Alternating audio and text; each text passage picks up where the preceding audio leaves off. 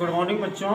आज हम कक्षा 10 की गणित में प्रश्नावली 10B का 17वां सवाल देखते हैं। मैंने आपको 16 सवाल पहले लगवा दिए हैं। बुक आप अपने पास रखें और देखें, बहुत अच्छे से समझ में आएगा। 17वां सवाल कहता है, चित्र में वृत्त के किसी दिए हुए बाह्य बिंदु P से, बाह्य बिंदु का मतलब मैंने बताया जो वृत्त के बाहर हो, वृत्त के बाहर हो। तो बिंदु P से इसने कहा वृत्त पे एक स्पर्श रेखा TP है और एक छेदक रेखा TAB। छेदक रेखा मतलब जो वृत्त के अंदर छेद करती हुई जाए उसको हम छेदक रेखा कहते हैं। और जो वृत्त को बिंदु A तथा B पर काटती है। तो इसने कहा सिद्ध करो रेखाखंड TP और TQ बराबर है।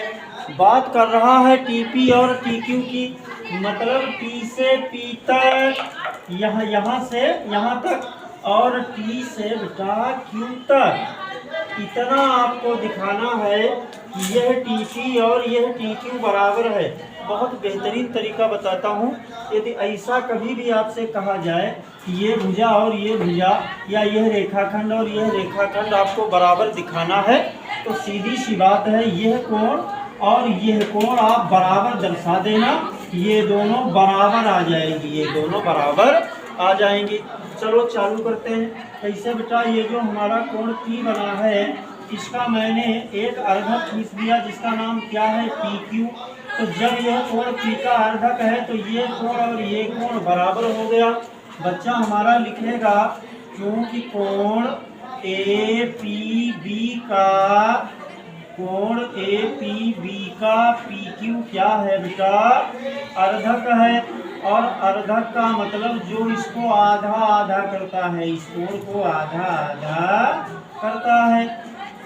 तो एक टुकड़ा कौन सा हो गया, ये इसका क्या नाम है APQ।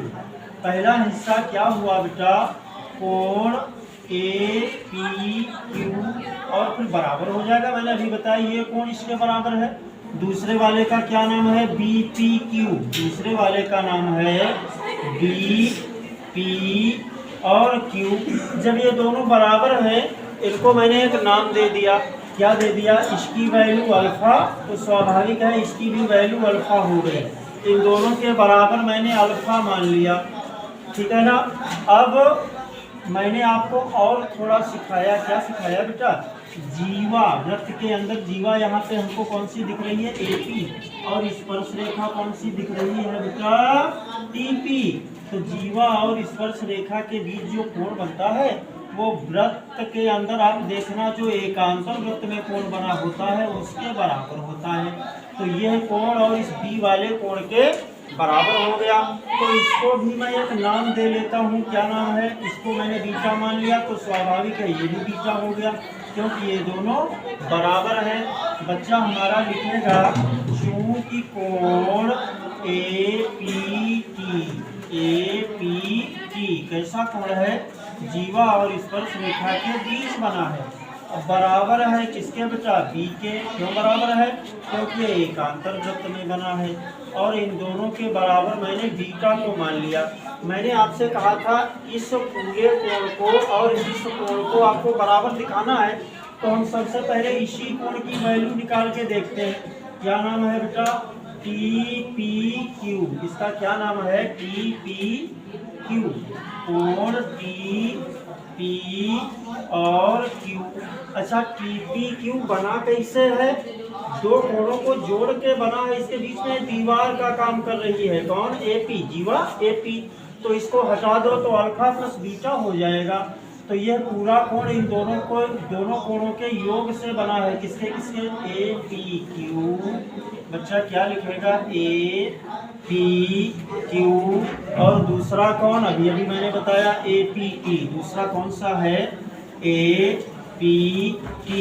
APQ बराबर मैंने बता रखा है, आप अल्फा लिख लें। और APT बराबर मैंने बता रखा है, आप बीटा लिख लें। इसको मान लें समीकरण 1। ये हमारा कौन सा कोण हो गया बेटा TPQ। ये वाला तो मैंने निकाल दिया। अब रही बात, मैंने कहा Q को आप निकाल के देखें इसकी वैल्यू कितनी आ रही है। इसके लिए मैंने आपको सिखाया क्या, देखो ये वाला कोण Q है कहाँ पे, यह एक दूसरा जो ये आपको त्रिभुज दिख रहा है, क्या नाम है, PBQ। PBQ यह PBQ के बाहर है, कैसा है, बहिष्कोण है, कैसा है, बहिष्कोण है, क्योंकि कोण PQA पढ़ो या T तक आप पढ़ दो इसको। PQT क्या है, त्रिभुज, नाम बोलो, PQB का त्रिभुज, PQB का कैसा है बेटा, बहिष्कोण है, बहिष्कोण है, बहिष्कोण मतलब बाहर बना है, इस त्रिभुज के बाहर बना है।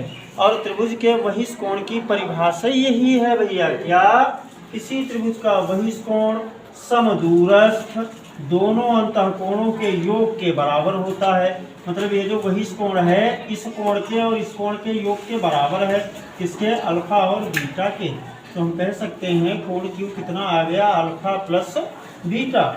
थोड़ा इसको लिख के देखते हैं, इसलिए कोण PQT बराबर कौन सा, ये वाला दूर कौन सा बना है, BPQ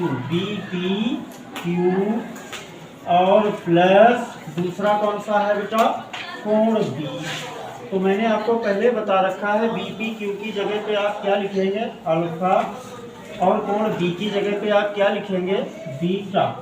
इसको डालें समीकरण नंबर 2।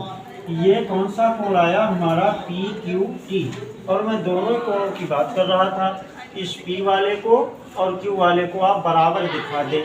देखते हैं बेटा, आप लिख दें समीकरण 1 व 2 से, समीकरण 1 व 2 से।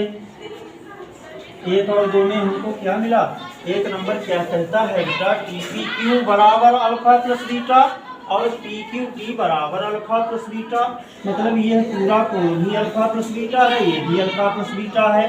तात्पर्य कौन कौन से कोण, TPQ, कौन कौन से कोण, TPQ बराबर किसके हो गया बेटा, PQT के, PQT के। मैंने आपको सिखाया समान भुजा बराबर समान कोण, और यदि कोण बराबर है, जैसे यह कोण और यह कोण बराबर आ गया, तो स्वाभाविक है ये भुजा और ये भुजा, या ये रेखाखंड और ये रेखाखंड बराबर हो जाएगा। इसलिए आप लिख दें बेटा, TP बराबर क्या आ गया, TQ। यही हमको सिद्ध करना था। आप इसके नीचे लिख सकते हैं, इति सिद्धम।